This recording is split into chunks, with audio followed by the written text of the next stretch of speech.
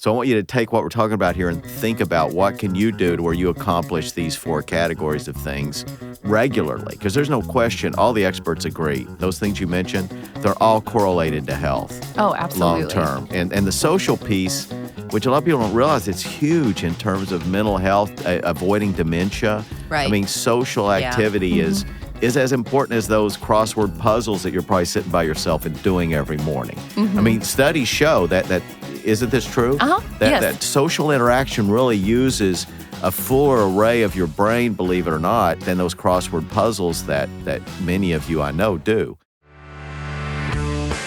Life's Third Act is a podcast dedicated to helping you get the most out of your retirement. Sponsored by TuckerAllen, Attorney-CPA Joe Cordell features guests each week to discuss prominent topics for those over 55. Here's Attorney-CPA Joe Cordell.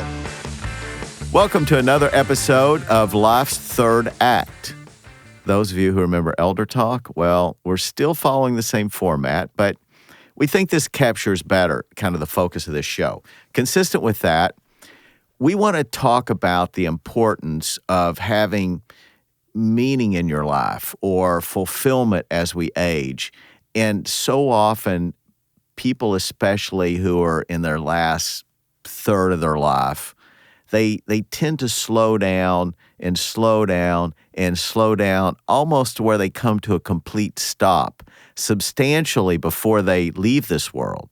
So, as creatures, human beings are meant to move and go and do to the extent that our bodies permit. So we think this is a critical topic, is what is it we can do to find significance and meaning and purpose in our lives as we age?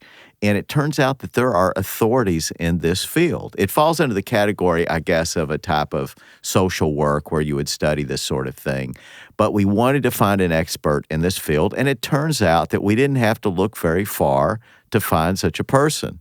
You want to introduce our guest? I would love to. We have Ashley Krietner.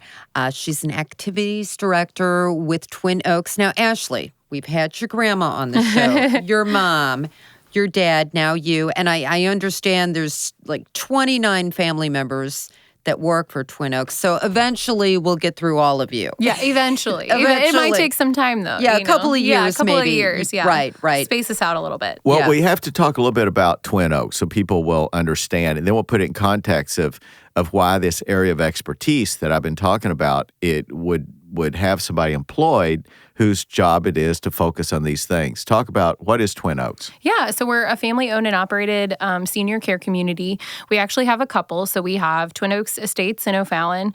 We have Twin Oaks Heritage Point, which has assisted and independent living, as well as garden villas. That's where I predominantly work. So occasionally you'll see me bop between a couple of them, but that's really my home base. And then we also have our Stone Ridge communities. So that's actually on the same campus as Heritage Point. And then we have Lake Ridge, which is in Lake St. Louis.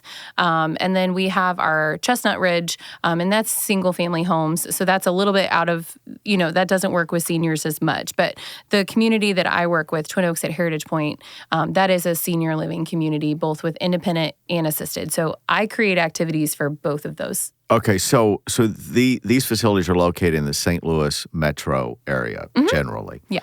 So I want to, and we'll talk about it in the context of Twin Oaks, but as an activity director, a master's of social work, which is your qualifications, your credentials, I guess. Yeah. You've decided to focus entirely on the subject of how do I assure this sort of engagement, enrichment, life enrichment for older people. And so this role of activity director. So tell me how you define your purpose in this role. Absolutely. So really, and you said it so beautifully. So, as people age, they begin to slow down, they stop doing activities, or they, it's just less and less and less. Like mom doesn't do this anymore, So really what I want people to know when entering into a senior community is that your life doesn't end, right? It's a continuation of what you used to do in a new environment. So the way that we do that is I have to, as an activity director, create opportunities to do what you used to do. So a great example is the holiday that we had recently, which was New Year's Eve. And, what did you guys do on New Year's Eve? Maybe you didn't stay up the whole night, but, when you were younger, Sure. right? Oh, yeah. You used to get dressed up, you used to go out to a nice dinner. We did do that. Yeah, right? Go to a nice dinner, used to enjoy some drinks with friends, and ring in the new year countdown, right? We did the same thing. We had a nice meal. It was beautiful. Our chef John at Heritage Point created a lovely meal. We heard about him. Yeah, he's really great. So he created a lovely meal. It was like heavy appetizers. It was buffet style. So the residents came. They got their fill. We had entertainment. We had music come in that day for both our assisted and our independent living. And then we did play some big money bingo, so that was kind of fun. But apart from that, we had a champagne toast. We had a countdown. We a lot of times we don't stay up to watch the ball drop, but what you can do, it's a beautiful thing with technology. You can watch fireworks from across the globe. They're celebrating New Year's at different times than we are. Exactly. So we rung in the New Year with London. Hey, not bad. Fun, right? So you just have to create those opportunities, to do exactly what you used to continue that lifespan into the third act. Now, Ashley, do you ever get that individual who is, one of these people that just wants to isolate and doesn't want to be social? Absolutely. And how do you draw them out? Yeah, it's a great question.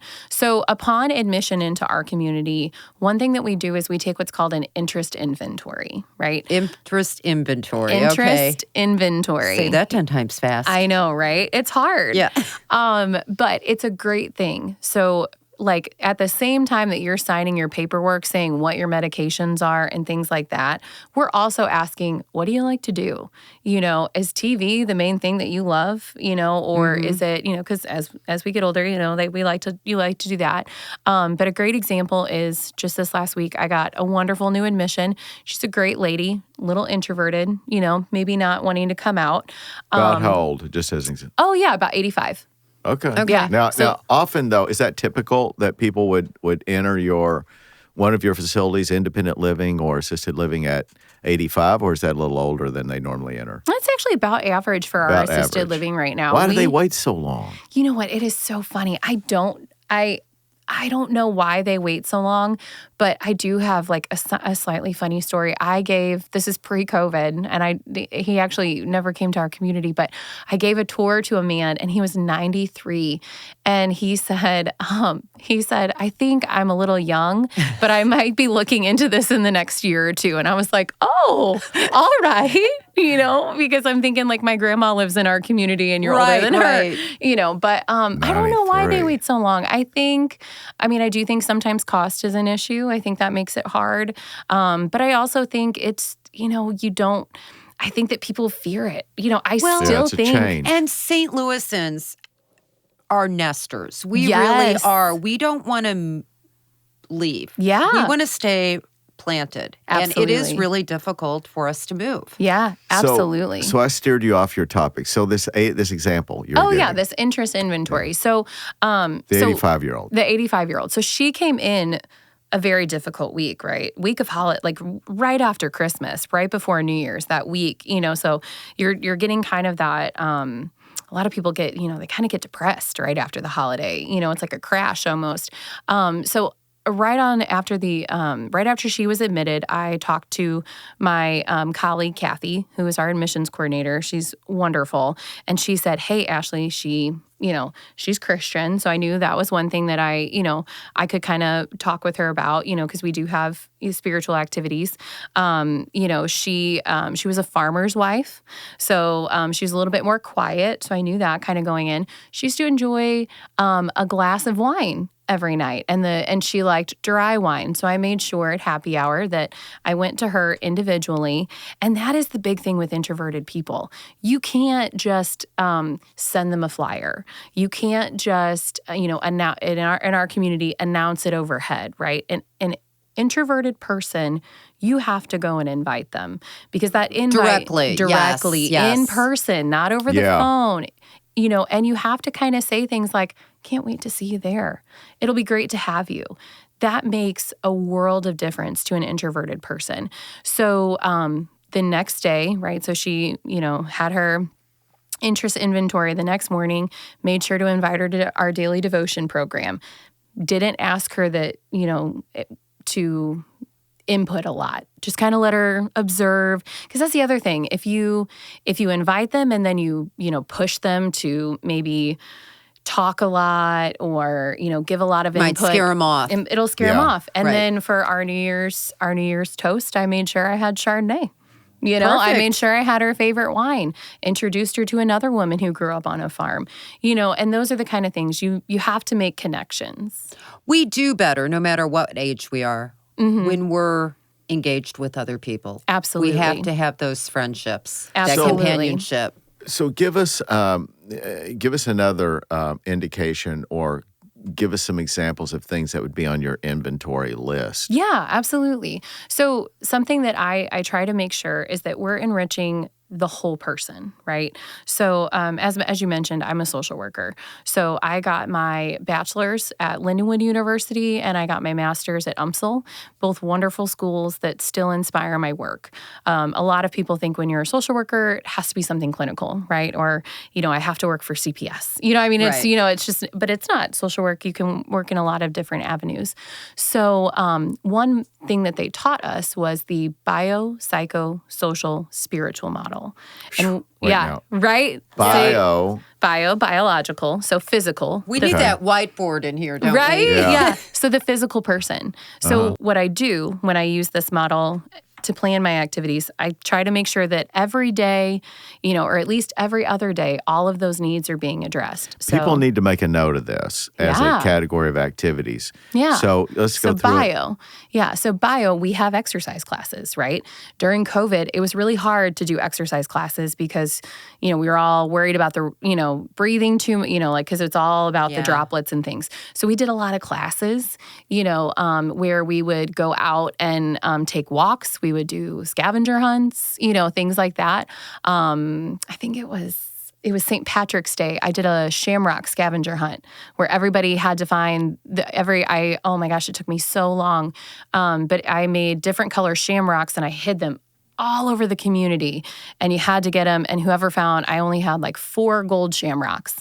And then everybody who had found the gold shamrock, I think got $50. It was like a big deal though. Oh yeah. Yeah. And each color shamrock was a different prize, So are there some activities though that would incorporate? I know we're going to work through these. I promise. These four. But there's some activities though that would encompass all of those. I mean, some like going to on a historical tour would include walking, right? Yeah, absolutely. So our trips absolutely kind of have all of them incorporated sometimes. So so we would do, like, for example, a trip, we went to the Ferris wheel.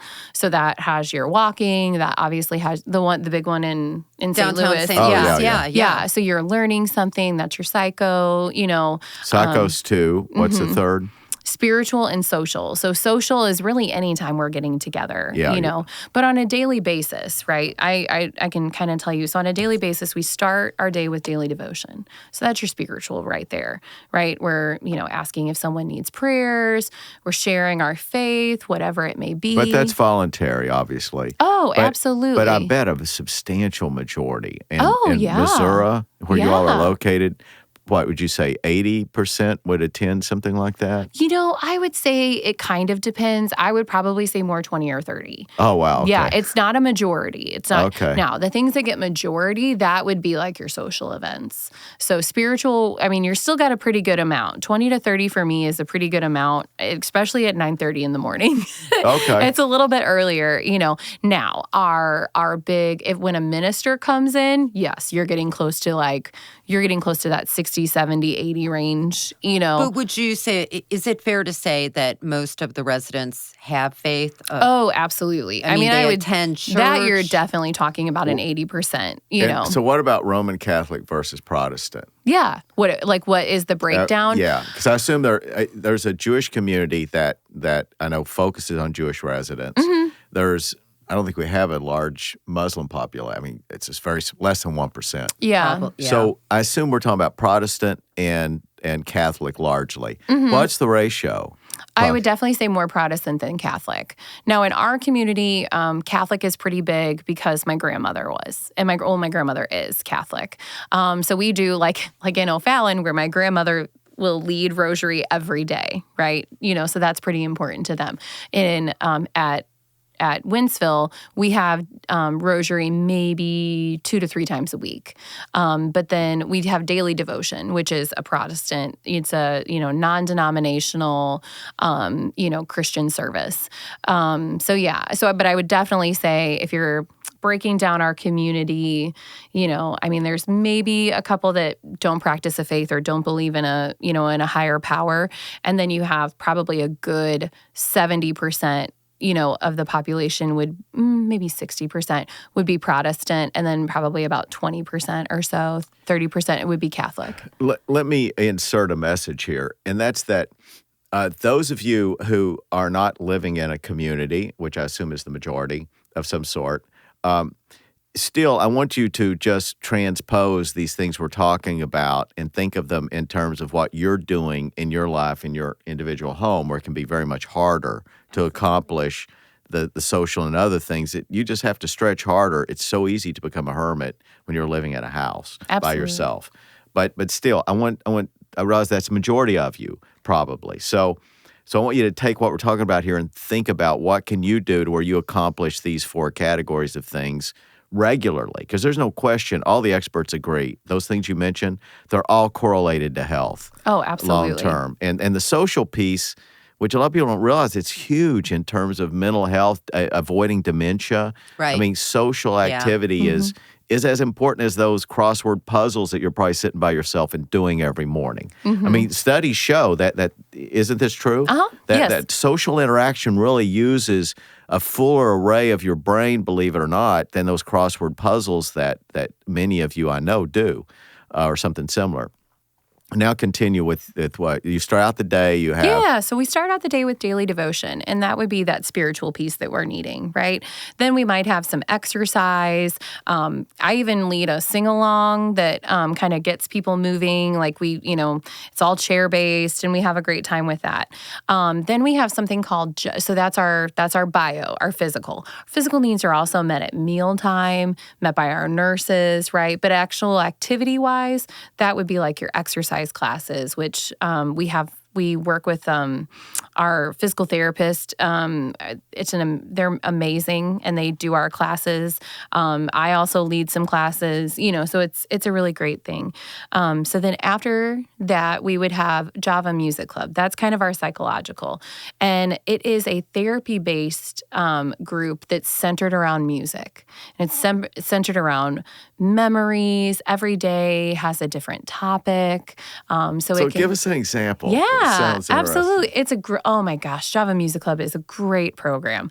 I absolutely adore it. So you start with basically saying that Java Club has the Vegas rule, right? What happens in Vegas stays in Vegas. I love it. Yeah, what happens in Java stays in Java. You can talk openly about what's going on. So you emphasize this. Absolutely. Confidentiality. And it is amazing. People stick to it. Really? Oh, absolutely. Even the ladies? Oh, yeah. You would be surprised. But yes, absolutely. They're like, no, that was said in Java. Oh. Like they don't. That is great because it's borrowing from so many other successful models. Like AA. I think one of the AA things is that apparently the people talk about confidential things, and it's absolutely clear that it's confidential. And absolutely. It invites people to talk. It does. And to share things they wouldn't otherwise. otherwise. To be open, right. Yeah. But what a clever name. Yeah, Java Music Club. So we now, and you can do this kind of thing on your own too. If I think one of the biggest things that I tell other social workers is to get a group of friends that do something similar to you, even if it's not. So find another group of social workers, even if you're not in the same. Maybe they work with kids and I work with seniors. Same with seniors though. Find your group of women. Find your tribe, right? and meet for coffee once a week. Right. Really make that important. Make that something that you have to do, And I think COVID taught us that, that lack of interaction with people was huge. Yeah. Oh, it was a Took huge its price we toll paid. mentally. It really did. And Yeah. Zoom didn't quite fill the gap. It No. helped. It didn't. Yeah, it did help. It did help, But with Java, so we start off by saying, this is the Vegas rule. Everybody has a chance to share. It's funny, we also have to make a note that please limit the amount of sharing as well so that everybody has time, because you always have that one person that wants to, dominate the time. And then we'll have lighthearted topics like, the holidays or things like that. But we have like heavy hitter ones too, like grief and loss and, change. Gosh, change is a big one. And so that one is a great one for new residents that are coming in. And each person gets a chance to share. And then in between each question, right? So we'll ask a question. In between each question is a song. And it's usually something that is, an older, song that all of our residents know. Something they can relate to, something that was popular when they were young. Exactly, But exactly. I'm curious. So what would be the type of music? I'm trying to think. 85. Yeah. So with change, so one of the 50s? songs, it could be the 50s. But we got the Beatles. We got Here Comes the Sun. That's a good one. Button Up Your Overcoat is one that we use for winter months. I don't know that one. Yeah. The Button Up Your Overcoat. I don't know. I can't remember. I don't know if I've... Yeah. So do you lead the singing? Take good care of yourself. You belong to me. Oh, okay. I do. Yeah. Okay, yeah. I've heard that. So yeah. that one is one.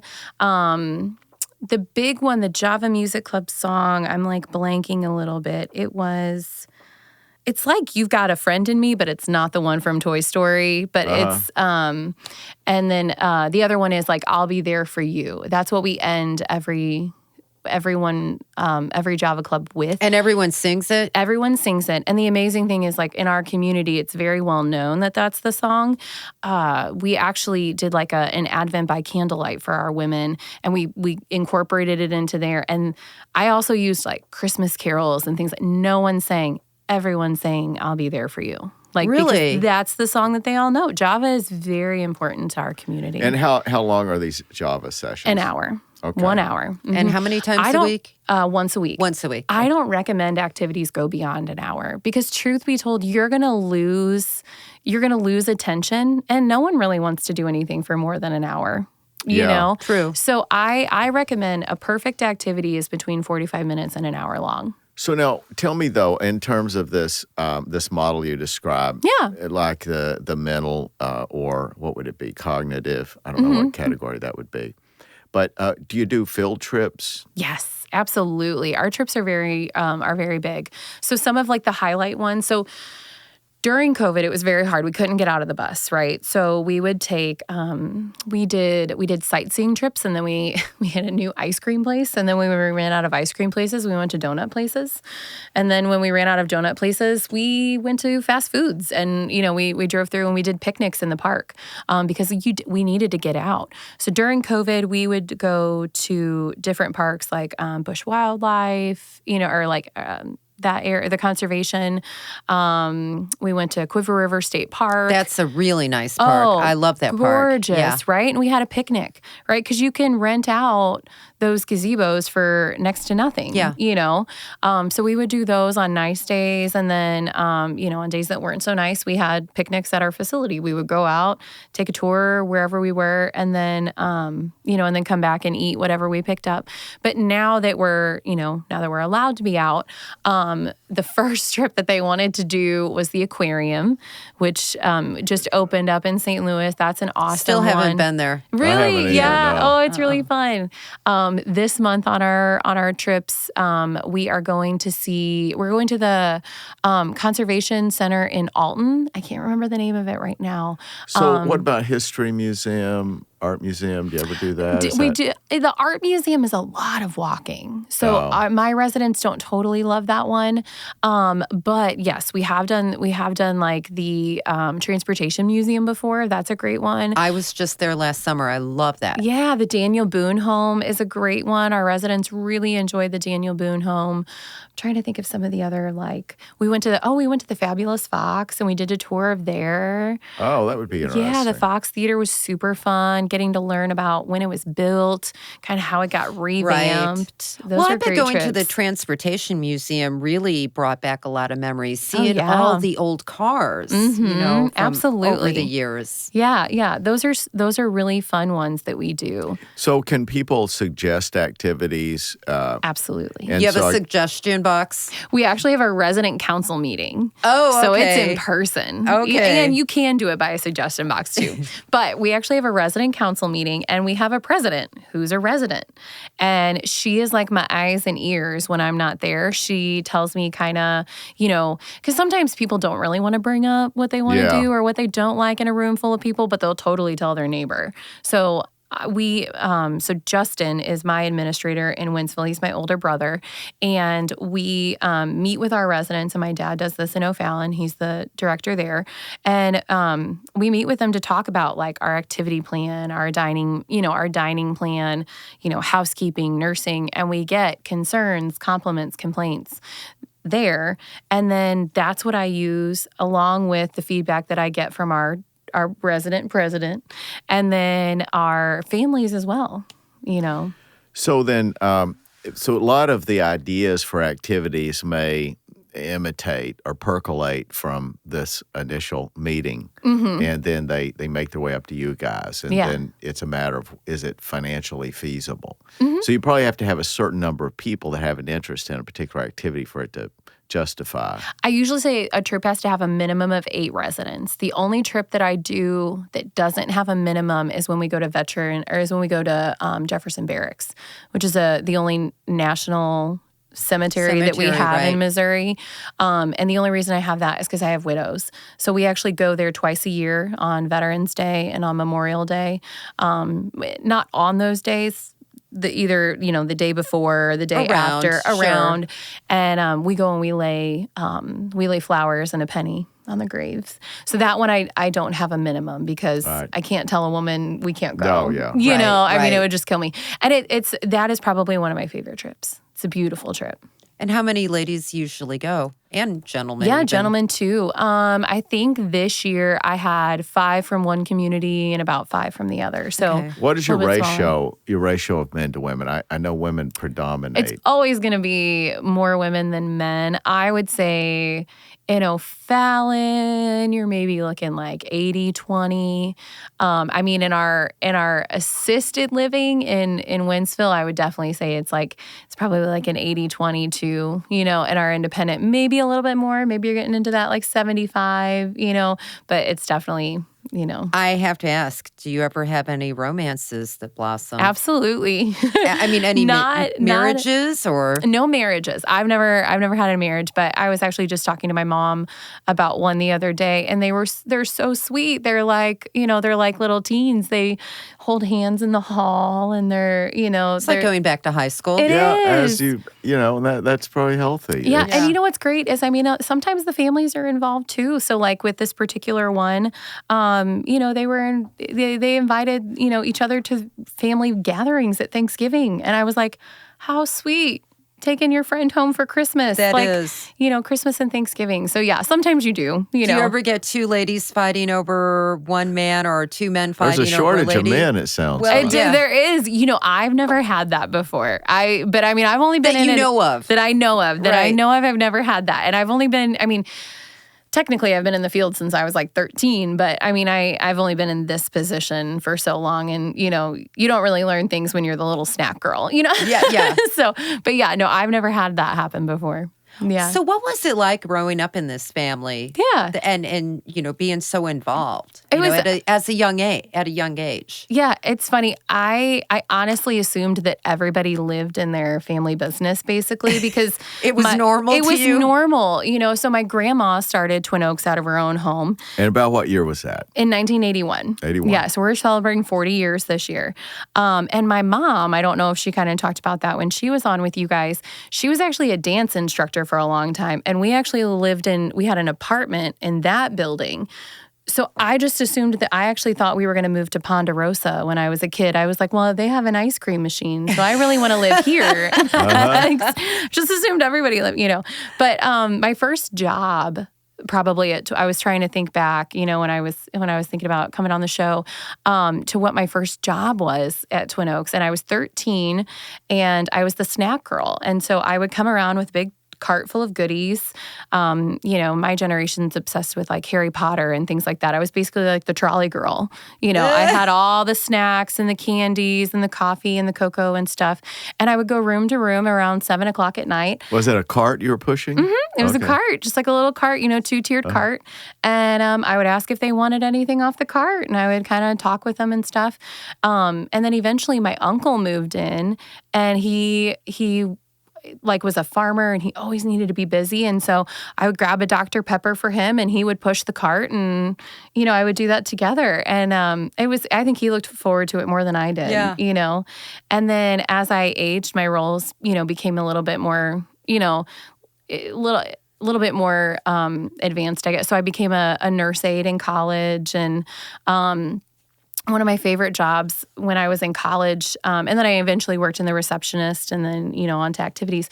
But one of my favorite jobs in college was I was grandma's date to weddings. So it's sometimes families with these big events, they're worried that grandma might get kind of pushed aside or they're... So you get to escort... I got to be the escort for grandma. So I would help her get ready. I would drive her to the venue. I would make sure that she was in all the pictures, that she looked beautiful. She had her lipstick. Right. We would dance. We would eat. We would have fun. Grandma would tell me when she's tired, we head home. So you would take, in addition to helping getting her ready, you would take her to the wedding. Uh-huh. Yeah. You'd meet the family. The family already knew me. It was always usually a family. So it was always a resident of ours, right? So the family would just ask, hey, I need to hire a private duty nurse aide. Well, I was a private duty nurse aide that my dad knew and trust. So he would say, do you want Ashley? I would say that's a very good gig. Yeah. I loved, that was like my favorite thing. It was so fun. So when you, though, went to college and decided that you're going to get this, go into social work, did you do that with the intention of working in the family business? So you're going to laugh. I actually was a music major for a year and a half. I was going to be a music teacher. And it wasn't until I went to Quincy University for a year. I transferred. I started at Lindenwood, and I was in my first semester, and I was just falling out of love with everything with teaching. I was not looking forward to starting, like student teaching and all of that kind of stuff. And I'm Catholic, I think I mentioned that before. And I went to Mass, and we have a very small group. And it's very uncommon for a priest to, during a homily to be like, so, let's have a call and respond, and you guys tell me things. Well, this priest, since it was such a small group, said, I want everybody to name a gift and a talent that you have. And I was like, oh, okay, well, this will be interesting. So I was in the third row, so I had a little bit of time to kind of think about my answer. And the first person said, I'm musically talented. And I was like, oh, all right, well, that's my answer. So, okay, I'll think of another one. And then the next one was like, I'm great with kids. And I was like, oh, okay, second one gone. Next one, and they're all saying things that I was going to say. And so finally I was like, I'm really good with seniors. And he was like so excited. And he was like, that's wonderful. What's your major? What are you going to do? And I was like, I want to be an elementary music teacher. And he was like, oh, interesting. And he just kind of moved on. And I was like, oh. And it sat with me. I mean, you would have thought that interaction meant nothing. But it sat with me that I wasn't using the gifts and talents that I had built in from being born into your natural gift. Yeah, And it was truly your passion, your calling. Exactly. Which could include music, and obviously does. It does. Java Club. Yeah. I changed my major the next day. No joke. Really? I did. I changed my major to social work the next day. Yep. Called my counselor, told him I'm switching. It was the perfect time to switch. It was at the end of the semester, and I started social work my fourth semester in college, and I'm so glad I did. Yeah. Yeah. Yeah. Oh, that was a epiphany. It sort of. That's what I was. was thinking. Yeah. Absolutely was. It is so cool, and I mean, faith was always so important to my grandma. And so for me, it was perfect that's how I kind of decided, Is she your mentor? In many ways, professionally and personally. I hope that I can continue her legacy of like being a hard worker, being a compassionate worker, always, having a strong faith and making the world's best cinnamon rolls. No, Oh, there you go. So that's something that she passed down, and I've made with the residents. It's fun. So Yeah. then this activity director title that you have Mm-hmm. really doesn't quite capture the range of things, but you would say that to describe everything you do, it would be, and you said something to this effect before we went on air, I think, Mm-hmm. was that you add enrichment to seniors' lives. Yeah. Sometimes I call it lifestyles coordinating because like I said earlier, you're reaching the entire person. You want to make sure that and I mean us too, right? Not just residents, us too need to hit that biopsychosocial spiritual every day, right? What are we doing each day to do something good for our body, right? So either it's eating healthy or getting out and getting some exercise, what are we doing to enrich our mind? So that's your cognitive development. Okay, that's a category. It can also be emotional too, though. That's psychological, that's big, right? It can Yeah. be cognitive. So, I mean, like you mentioned before, a lot of our seniors love like Sudoku puzzles or crossword puzzles, things like that, things to help, exercise your mind. Keep your mind sharp. Exactly. But also like your heart, right? So you want to make sure that you're doing something emotionally for yourself, and then spiritual. Are you, do you believe in a higher power? If you don't, I think it's just important that you believe in something greater than yourself. Yeah. Right? Yeah. You don't always have to practice a religion, but you need to believe that there are things more important than your happiness at all times, whether it's your greater community, right? Are you doing something for, a church or just your community? I mean, St. Louis went through some really tough stuff. What did we do to better our community? Did you donate to a charity? With COVID, so many of the food pantries were running dry. Right? Yeah. Donate to that. That's good for your spiritual well-being too. Meditation is so important.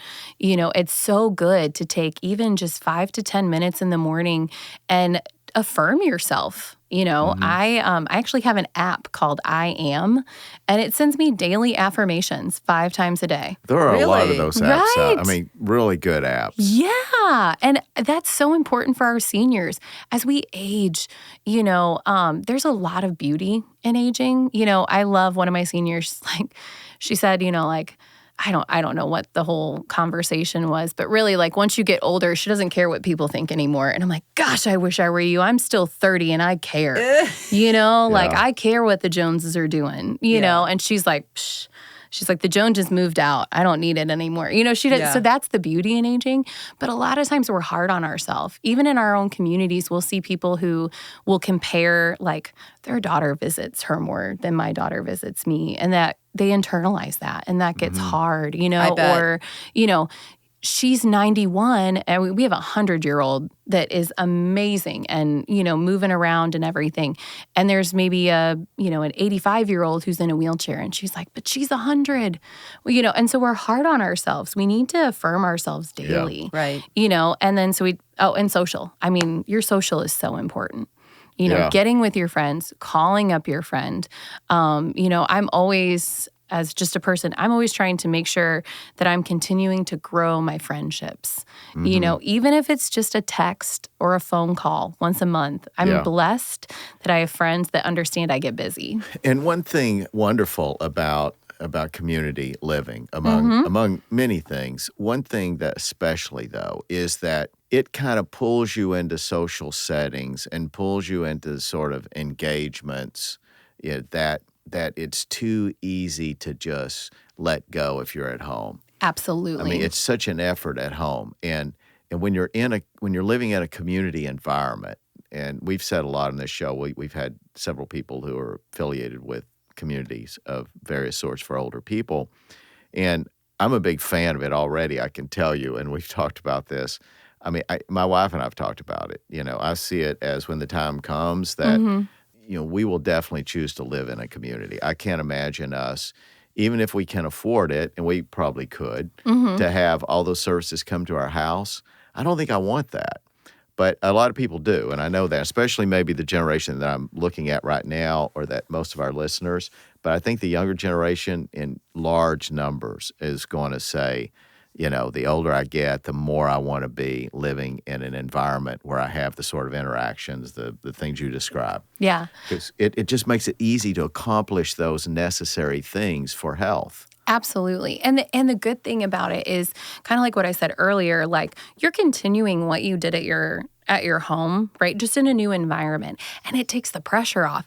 Isn't it nice to have a party that you don't have to clean up for? Yeah. You know what I mean? Like somewhere they already did all the planning. They already cooked all the food. They already, that's kind of what community living offers, and right? And you're not going to be lonely. No. You have so many people around you. Yeah. Because I think loneliness can really do someone in. Absolutely, especially after a loss. Yeah. So we had, and that's one of the great things about communities is that, so the activity calendar that I have this month is way different than the one I had in 2019 at this time, right? Yeah.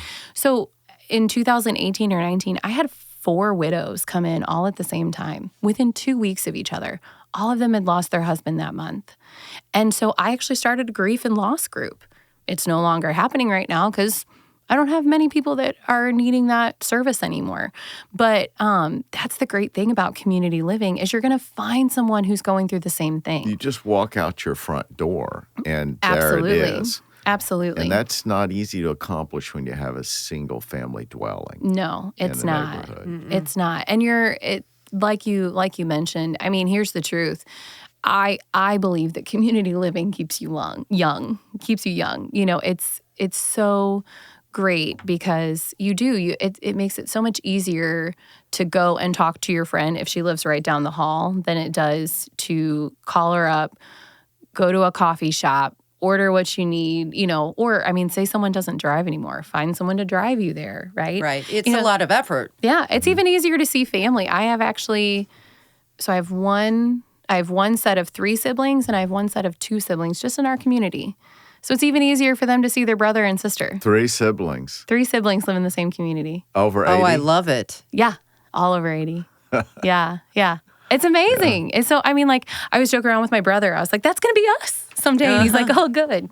I work with you and I get to live with you later in life, But no, it's wonderful. Yeah. We could keep on this conversation. But I hope that, and I'm confident that we did communicate the main point of the show. And the main point of the show is to make you aware of the importance of trying to be engaged, to seek enrichment, to have those needs that we've talked about met. And yeah, it's easier to do it in a community, and I'm a big fan of the community. So I hope that a lot of you all got that message. But even the people that didn't, that say still that's not what I want, still I want you to feel the obligation every day when you get up to accomplish the things that you described. Yeah. What can you do for your mind, your heart, your faith, and your body each day? Yeah. And the good thing is there are activities that do them all 4 at the same time, and you gave some examples. So that's really the great stuff. When you can be walking, you can be with a group of people, and you can be engaging your mind at the same time. And this is the sort of wonderful stuff that will add years to your life. So that's kind of the point of the show, is that the third act, it's supposed to be the best act, but that really only happens if you expend some effort to make it so. So, marvelous guest. I tell you, Ashley, Thank you. Yeah, you definitely are full of enthusiasm for what you do. Yeah, I love my job. Yeah, I can tell you're a true believer. Thank you. So, and I think you sold your argument too. So, anyway, so this has been another episode of Life's Third Act. Till next time, take care. You've been listening to Life's Third Act, a podcast for thriving in retirement, sponsored by TuckerAllen, your estate and elder law advisors. Each week, we discuss topics and answer questions to help you better plan for your future. For more information, visit TuckerAllen.com. Subscribe and listen again next week for another edition of Life's Third Act. The choice of a lawyer is an important decision and should not be based solely on advertisements.